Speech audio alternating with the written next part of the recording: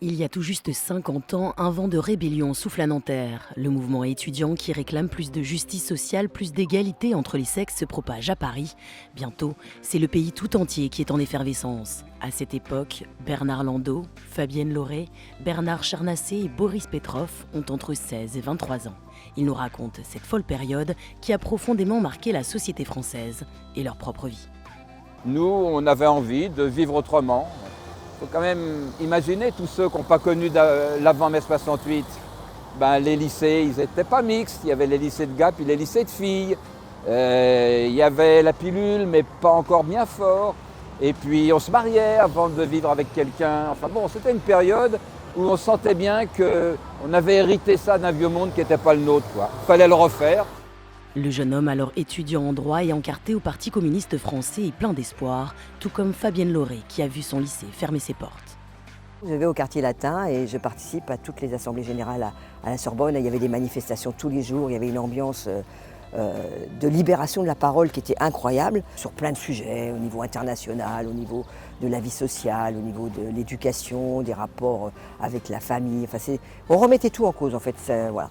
La nuit du 10 au 11 mai reste un événement marquant. Des dizaines de barricades sont érigées par les étudiants dans le quartier latin. Au petit matin, les Français découvrent de véritables scènes de guerre, comme ici, rue Gay-Lussac.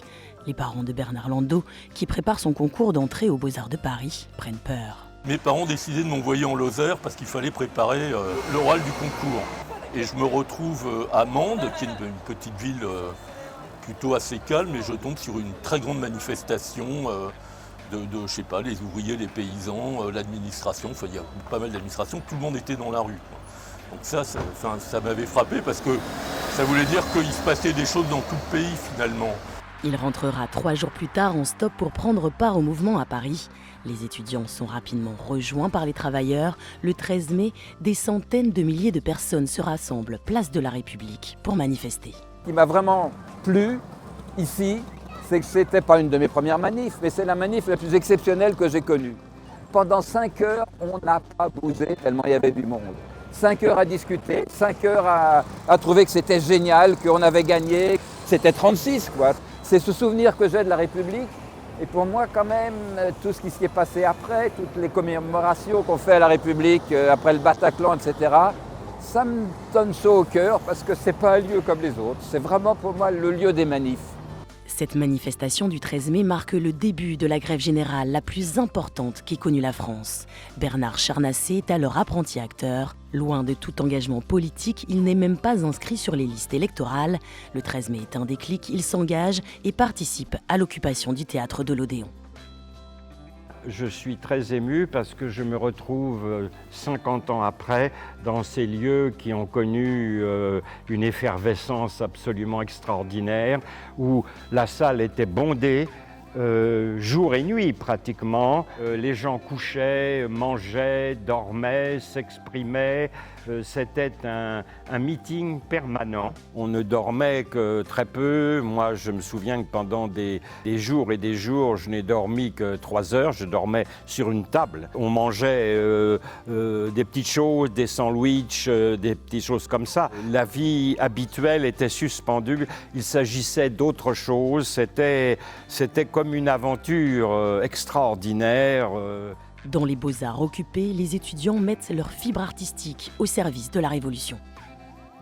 Tous les soirs, les dessinateurs présentaient les affiches au public et tout le public était présent, votait collectivement pour savoir quelle affiche ou quelles affiches seraient sérigraphiées et collées dans les rues de Paris ou de la banlieue. Donc là, il y avait vraiment une ambiance tout à fait extraordinaire. Et puis pendant cette période de 10-15 jours, le quartier était vidé de la police, quoi. Il y avait une sorte d'occupation de tout le quartier par les habitants. Alors évidemment, il y avait un peu de pénurie, mais finalement, je crois, à part l'essence, il n'y avait pas tellement de sentiment de pénurie.